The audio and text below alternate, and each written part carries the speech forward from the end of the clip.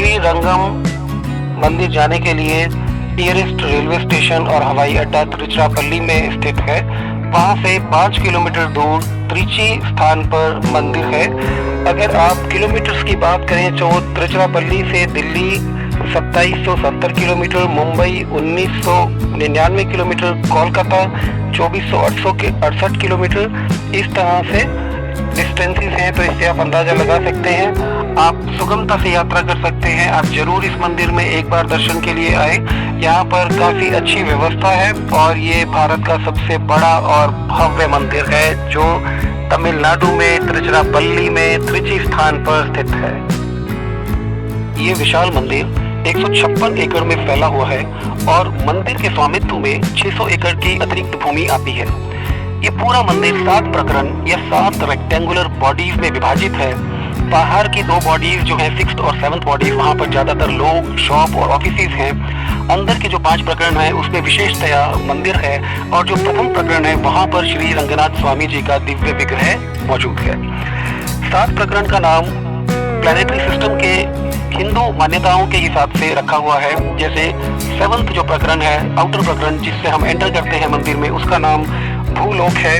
उसके बाद एंटर करने के बाद आता है आपका भूवर लोक, फिर आता है आपका स्वर्लोक, उसके बाद आता है आपका महर लोक, फिर जनलोक, तपलोक और उसके बाद है सत्यलोक। ये दर्शाते हैं कि वैकुंठ से आए प्रभु से आप मिलने जा रहे हैं। हर एक पेरिफेरी को क्रॉस करते हुए आप अपने पापों का त्याग करते जाएं और अंत में आप इस योग्य हो जाएं कि आप प्रभु के श्री दिव्य स्वरूप के समीप उसी लोक में निवास करने में सक्षम हो जाएं। ये जो पेरिफेरी है, बाउंड्रीज है, साथ इनका नाम भी है इनके राजाओं के नाम से जिन्होंने इसका निर्माण कराया था। जैसे भूलोक का नाम कली योगा रमन है। उसके बाद भूवर लोक है, भूवर लोक का नाम भी राजाओं के नाम से है। फिर आगे नाम आता है आपका अलकनंदन। और जो इस तरह से चलते चलते आप जो फर्स्ट पेरिफेरी की बात करें तो उन्हें धर्मा वर्मा जी ने बनवाया था, जो चोला राजा थे। और इन सभी बाउंड्रीज के अंदर बहुत भव्य पिलर्स बने हुए हैं, बहुत भव्य ओपन मंदिर बने हुए हैं। और इसके अतिरिक्त यहाँ हर एक पेरिफेरी के अंदर बहुत सारे गोपुरम भी हैं। गोपुरम 21 की संख्या में टोटल है।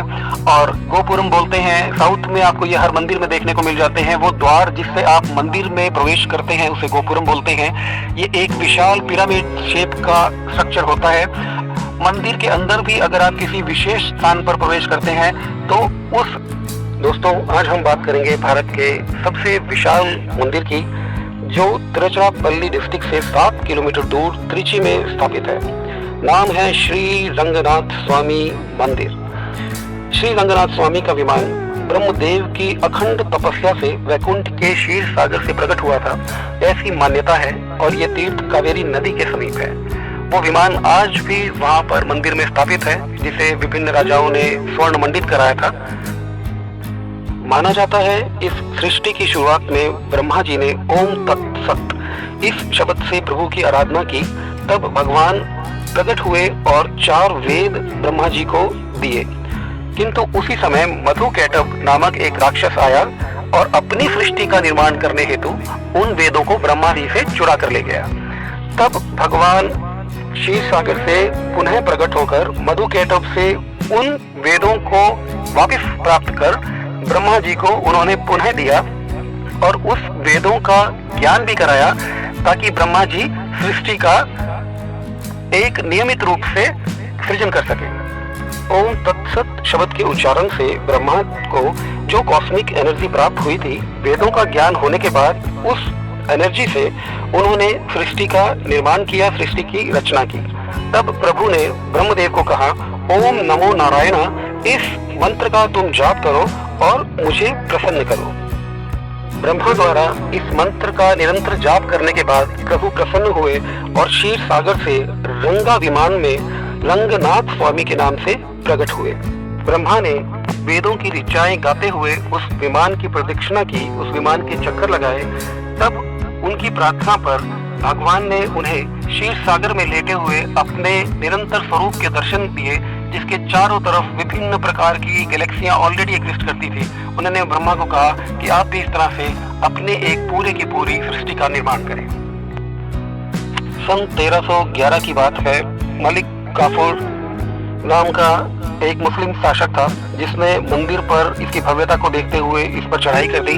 उस समय के रिकॉर्ड के हिसाब से 13,000 श्री वैष्णवाव जो वैष्णवपंथी थे मंदिर में ही थे, उनका उसने वध कर दिया। वो बड़ी वीरता से लड़े और वीरगति को प्राप्त हुए। उसे रोकना असंभव हो रहा था और मंदिर की जो चीजें थी वो लूटी जा रही थी। इसी बीच पिल्लई गोचार्य जी ने नाम परुमुल नाम का जो गोल्ड का स्टैचू था उसे उठा लिया और मदुरई की तरफ भागने की कोशिश की ताकि उस स्टैचू को बचाया जा सके। क्यों कि मलिक काफूर स्पेशली उस स्टैचू के पीछे था, बिकॉज वो अभारंजी गोल्ड जो कि एक स्पेशल फॉर्म होती है गोल्ड से, उससे निर्मित था और उसे जो मलिक काफूर था उसे भगवान के विग्रह से मतलब नहीं था, वो सिर्फ लूटपाट के लिए उस स्टैचू को लेना चाहता था। तो जब पिल्लई कोचार्य जी उसे लेके जा रहे थे, उसने वहां पे बढ़ने का प्रयास किया अपने सैनिकों के साथ ताकि उन्हें मार के उस स्टैचू को ले जाया जा सके।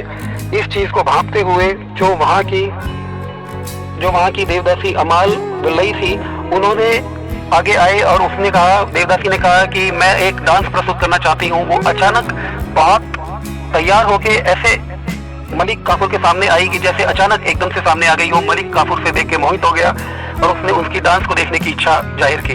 डांस करते करते उसने मलिक काफूर को अपने आकर्षण में बांध लिया और उसे डांस करते करते वो छत तक ले गई और उसे अपने आकर्षण में बांधे हुए ही उसने उसे ऊपर से धक्का दे दिया, जिसकी फलस्वरूप मलिक काफूर की मृत्यु हो गई।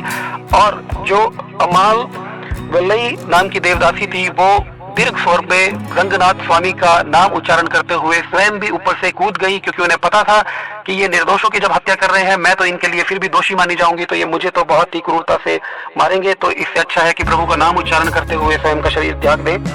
तमिल भाषा में वेल्लई का अर्थ होता है सफेद या बहुत चंद्र स्वरूप सफेद वर्ण। तो एक जो गोपुरम है वो बिल्कुल सफेद रंग का निर्मित किया गया है और उस देवदासी के इस अनुपम बलिदान और विजय स्वरूप उसका प्रतीक मानते हुए उस गोपुरम का नाम वेल्लई गोपुरम है, जो कि आप फिफ्थ पेरिफेरी में या फिफ्थ रेक्टेंगुलर बॉडी में, जो फिफ्थ रेक्टेंगुलर बॉडी है मंदिर की, उसमें आप देख सकते हैं। यहाँ पर पूरे 21 दिन का एक विशेष फेस्टिवल मनाया जाता है जो कि सितंबर महीने में मनाते हैं हर एक वर्ष में, और इसे मनाते हैं वैकुंठा एकादशी के दिन। इसमें यहाँ पर बहुत ज्यादा श्रद्धालु आते हैं, बहुत आनंद महोत्सव कार्यक्रम प्रोग्राम्स होते हैं।